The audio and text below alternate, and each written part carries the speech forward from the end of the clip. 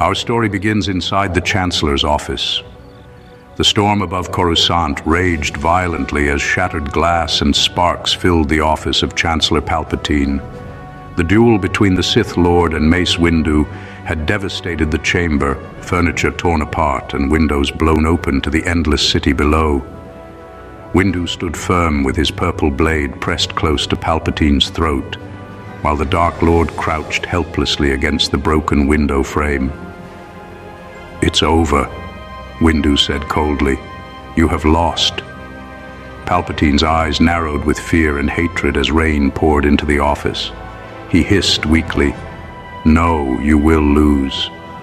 But Windu saw through the deception. After everything the Sith had done to the Republic and the Jedi, he knew there could be no mercy.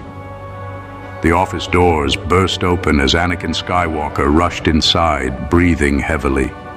His eyes widened at the sight before him. "Master Windu, wait!" he shouted. "You can't kill him. He must stand trial." Windu didn't lower his weapon. "The Senate and the courts are under his control," he replied sharply. "He will escape justice. This ends now." Anakin's expression twisted with panic as he looked between the Jedi Master and Palpatine. The Chancellor's voice slithered into the room. "Anakin, please." Windu sensed the conflict building inside the young Jedi, but as he prepared to strike, he caught movement from the corner of his eye. Anakin had reached for his lightsaber. Instantly, Windu turned, barely blocking Anakin's desperate strike. Their blades collided in a burst of light, but the distraction gave Palpatine the opening he needed. Force lightning exploded from Palpatine's hands, slamming into Windu with horrifying power. The Jedi Master cried out as electricity surged through his body, burning his skin and overwhelming his defenses. Windu struggled to hold himself upright, but between Palpatine's assault and Anakin's interference, he realized the fight was lost. The Sith Lord rose slowly to his feet, his face twisted with rage as the lightning intensified. Knowing he could not win, and that the Jedi would fall if he died here, Windu made a final decision. Gathering what little strength he had left, he hurled himself backward through the shattered office window. Anakin rushed to the edge just in time to see Windu disappearing into the endless night of Coruscant, falling between speeding traffic lanes and towering skyscrapers until he vanished from sight. Far below the city, Windu crashed into a pile of refuse in a dark industrial alley, barely managing to soften the impact with the Force before unconsciousness claimed him. Hours later, he slowly awoke to the sound of clone troopers marching nearby. Hidden behind broken machinery and trash, he listened as armed clones aggressively questioned civilians about traitorous Jedi. Confused citizens demanded answers, but the troopers only repeated that the Jedi had betrayed the Republic and were enemies of the state. Windu quietly climbed onto a nearby rooftop and looked out across the city. His heart sank as he saw smoke rising from the burning Jedi temple while clone gunships circled overhead. Deep down, he already knew the truth. Anakin had chosen the Sith. The Republic had fallen. Alone and hunted, Windu turned away from the flames with grim determination. If there was still hope for the galaxy, he would have to become the one man capable of stopping both Palpatine and the Chosen One. After escaping Coruscant, Mace Windu moved carefully through the outer systems, hiding his presence while the Empire tightened its grip across the galaxy. Eventually he reached Alderaan, where Bail Organa secretly gave him shelter inside a secluded mountain retreat. Through secure communications, Bail explained how clone forces had slaughtered Jedi across the galaxy, while Palpatine declared himself Emperor. Worse still, Obi-Wan Kenobi had gone alone to confront Anakin Skywalker on Mustafar. Bail looked deeply troubled as he spoke. "Obi-Wan loves him like a brother," he admitted. "I fear he may not be able to do what must be done." Windu silently nodded before requesting a ship immediately. If Anakin truly had fallen, then Obi-Wan could not face him alone. Meanwhile, on Mustafar, rivers of lava lit the dark mining facility as Anakin confronted Padme Amidala on the landing platform. Consumed by fear and paranoia, Anakin accused her of betraying him by bringing Obi-Wan there. "You turned her against me," he shouted as Obi-Wan stepped out from Padme's ship. Padme pleaded with Anakin to come back with her, tears running down her face, but the darkness inside him only deepened. In a burst of rage, Anakin reached out with the Force and lifted Padme into the air by her throat. Obi-Wan immediately ignited his lightsaber and demanded he let her go. But before Anakin could react, another ship roared overhead. A figure leapt from the ramp before it even landed, crashing onto the platform with Force-enhanced speed. Windu thrust his hand forward, sending Anakin flying backward across the metal floor and forcing him to release Padme. Anakin slowly rose to his feet, stunned to see Windu alive. Obi-Wan himself looked speechless for a moment before stepping beside the Jedi Master. Windu ignited his purple blade and pointed it directly at Anakin. "Stand down, Skywalker," he ordered firmly. "This ends now." For a brief second, uncertainty crossed Anakin's face as he looked between the two Jedi Masters, but the dark side quickly fueled his anger once more. "You should have stayed dead," Anakin growled before igniting his blue lightsaber. Without hesitation, he lunged forward, attacking both Jedi at once. The duel exploded into motion as Anakin unleashed a relentless storm of strikes fueled by rage and desperation. Even against two masters, his power was terrifying. Sparks showered through the corridors as lightsabers carved through walls and machinery while the battle moved deeper into the mining complex. The fight carried them onto a narrow walkway suspended over flowing lava. Heat blasted upward as molten rock erupted beneath them while Anakin continued pushing both Jedi back with sheer aggression. But unlike before, Obi-Wan was no longer fighting alone. Windu's mastery of Vapad allowed him to redirect Anakin's dark side fury against him, slowly forcing cracks into the fallen Jedi's defense. Finally, Windu slipped past Anakin's guard with a brutal strike that staggered him just long enough for Obi-Wan to act. With one precise swing, Obi-Wan severed Anakin's hand, holding his lightsaber. Crying out in pain, Anakin stumbled backward and lost his footing, tumbling over the railing.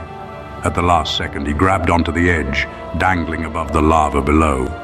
Windu and Obi-Wan stepped toward the ledge and looked down at him in silence, as Anakin struggled desperately to hold on.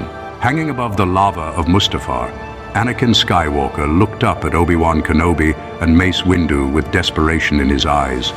Sweat and ash covered his face as the heat from below rose around him. "I did it for her," Anakin shouted weakly. "Palpatine promised he could save Padme. I couldn't lose her." Obi-Wan's expression filled with sorrow, while Windu remained stern, though he could now see the fear beneath Anakin's anger. The fallen Jedi's grip slowly weakened as the metal beneath his hand began to melt from the heat. For a moment it looked as though Anakin was about to let go willingly, believing he deserved to fall. But just before that could happen, Windu suddenly reached down and grabbed Anakin's arm, pulling him back onto the platform. Anakin collapsed onto the walkway in shock, barely able to believe Windu had saved him. Obi-Wan watched silently, equally surprised by the decision. As Anakin slowly looked up, tears mixing with sweat on his face, he opened his mouth to speak. "Master Windu, Before he could finish, Windu slammed Anakin's head against a nearby metal support using the Force, knocking him unconscious instantly. "Mercy does not erase consequences," Windu said grimly, as Anakin fell motionless to the floor. Obi-Wan lowered his lightsaber and stared at his former apprentice with heartbreak in his eyes. Nearby, Padme slowly recovered from the attack, holding onto the railing for support while watching the aftermath of the duel. Though Anakin had fallen far into darkness, Obi-Wan knew there was still conflict inside him. For the first time since the nightmare began, there was a chance he could be saved. Hours later, Anakin slowly regained consciousness inside a quiet medical room far from Mustafar. His missing hand had already been replaced with a new cybernetic prosthetic. But the pain in his heart overwhelmed the pain in his body. Confused, he looked around until his eyes landed on a woman sitting quietly in the corner beside two small medical pods. It was Padme.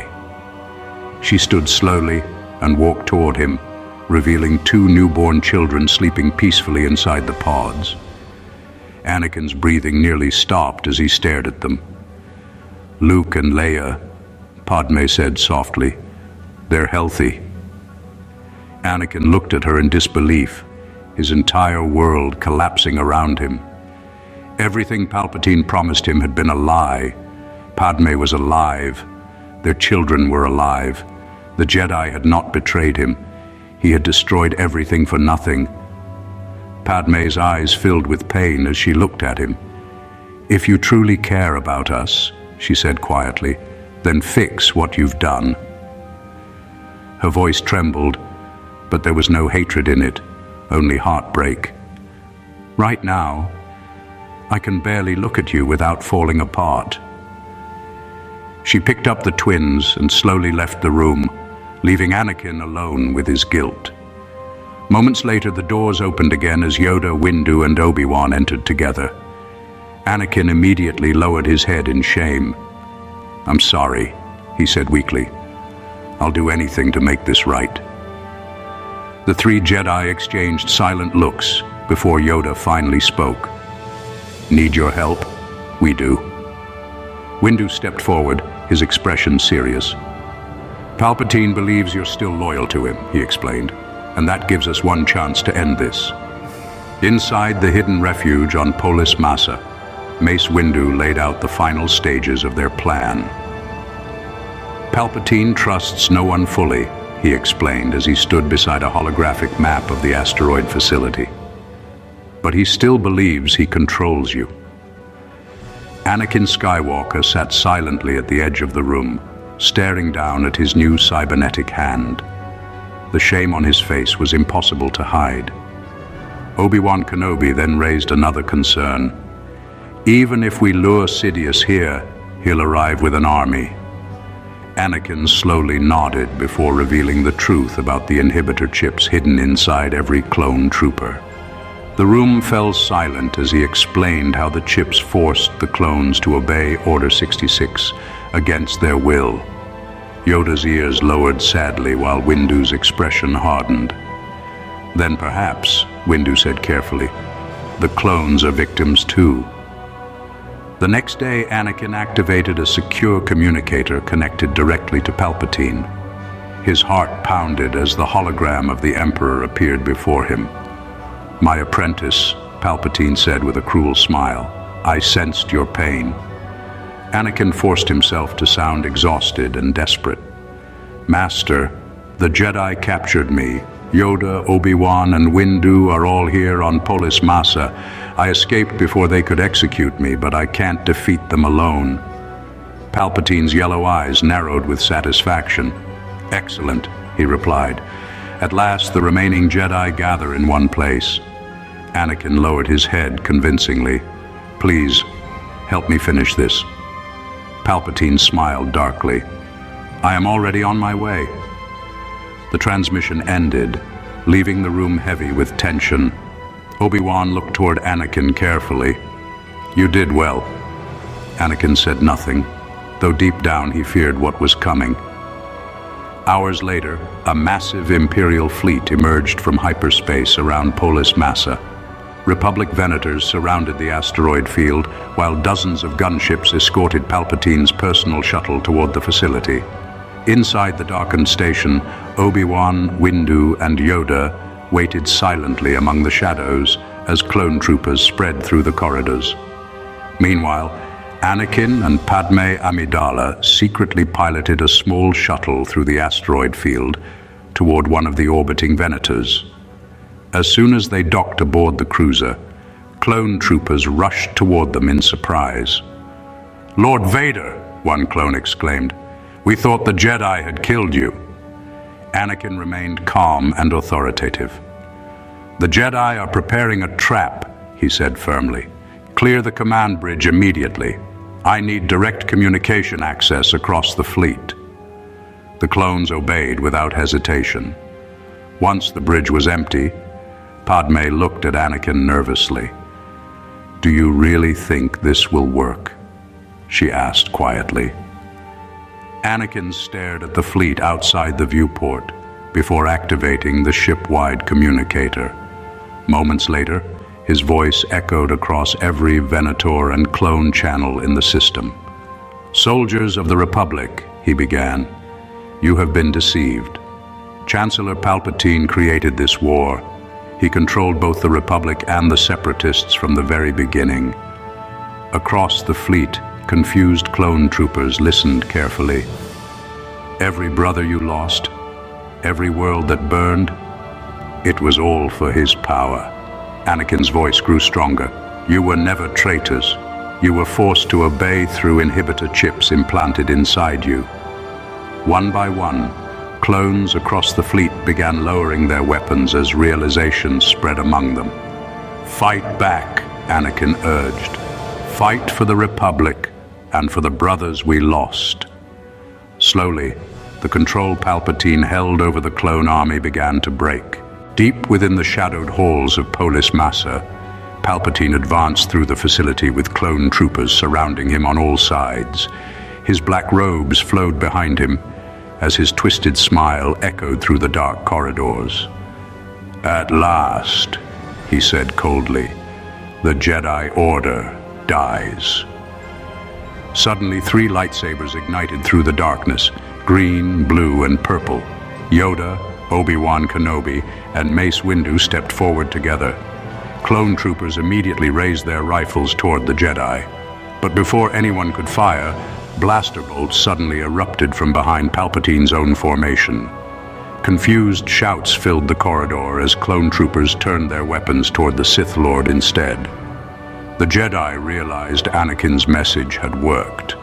Palpatine's face twisted into pure fury. "Traitors!" he roared as Force lightning exploded from his hands in every direction. Clones were hurled backward into the walls while sparks and smoke filled the corridor. The Sith Lord lunged forward with impossible speed, red lightsaber spinning violently as he attacked the Jedi head-on. Windu met him first, purple and red blades crashing together in a storm of sparks, while Obi-Wan and Yoda moved to flank him. Even against all 3 Jedi Masters and the clone troopers, Palpatine's power was terrifying. He unleashed wave after wave of dark side energy, tearing apart metal walls and collapsing entire sections of the station around them. Yet for the first time in years, the Sith stood alone. Across the facility, clone troopers rallied together under the command of Commander Fox. "For the Republic!" Fox shouted as squads of clones pushed deeper into the station. More and more troopers joined the fight, overwhelming Palpatine from every direction with relentless blaster fire. The Sith Lord blocked bolts with his lightsaber while hurling clones aside with the Force, but the attacks never stopped. Windu drove Palpatine backward with powerful strikes, while Obi-Wan defended the advancing clones and Yoda struck from unexpected angles with incredible speed. Slowly, Palpatine's defenses began to weaken under the endless pressure. For the first time since revealing himself as Darth Sidious, fear appeared in his eyes.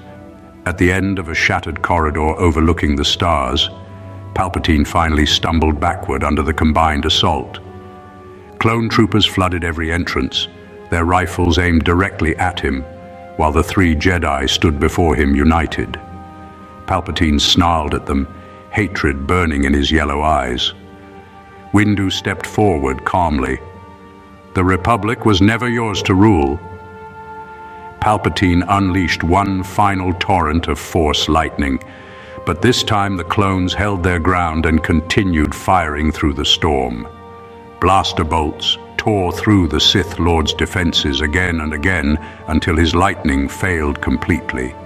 With one final scream of rage, Darth Sidious collapsed to the floor, dead. Silence filled the corridor for several long seconds before the clones slowly lowered their weapons. The war was finally over.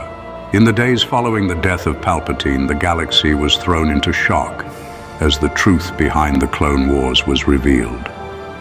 Republic investigators uncovered evidence proving Palpatine had secretly controlled both the Republic and the Separatists as Darth Sidious, manipulating the galaxy into war to seize absolute power. The existence of the inhibitor chips was also exposed, showing that the clone troopers had been forced to carry out Order 66 against their will. Across countless systems, grief spread as citizens learned how close the Republic had come to complete destruction. Many surviving Jedi who had gone into hiding slowly emerged after hearing the news, though their numbers were painfully few. For the first time in weeks, hope began returning to the galaxy. The clone army struggled deeply with guilt over what they had done during the Purge. On Coruscant, thousands of clones stood silently as memorials were held for the fallen Jedi and civilians killed during Palpatine's rise. Commander Fox personally apologized to Mace Windu and the surviving Jedi for the actions of the clones. Windu looked over the gathered soldiers and simply replied, "You were used like all of us." Beside him, Yoda reminded the Jedi that anger toward the clones would only continue the cycle Palpatine created. Rather than seeking revenge, the Jedi chose forgiveness, allowing the Republic to begin healing instead of collapsing into further conflict. With the Jedi Temple destroyed and Coruscant forever scarred, the Jedi Order chose to rebuild itself far away on Tython, the ancient birthplace of the Jedi. Under Windu and Yoda's guidance, the Order slowly began changing its teachings, learning from the failures that allowed the Sith to rise. Attachments and emotions would no longer be treated with fear, but with understanding and balance. Meanwhile, Bail Organa was elected as the new Supreme Chancellor and began restoring the Republic alongside loyal senators. Padme Amidala retired from politics completely, choosing instead to raise Luke and Leia away from the chaos that nearly consumed the galaxy. As for Anakin Skywalker, the weight of his actions never left him. Though the Jedi agreed he had helped destroy the Sith and save the Republic, Anakin could not forgive himself for the lives lost because of his fall. After saying goodbye to Padme and meeting his children one final time, he chose to leave the known galaxy behind and enter self-imposed exile. Years later, stories would spread across distant worlds of a lone Jedi wandering forgotten systems, helping strangers while refusing to reveal his name. On a quiet world beneath an orange sunset, Anakin stood alone overlooking the horizon, his robes moving gently in the wind. Though haunted by his past, he could finally feel something he thought was lost forever: peace. And that is where our story ends. If you enjoyed, don't forget to like and subscribe. Thank you all for the support. And as always, may the Force be with you.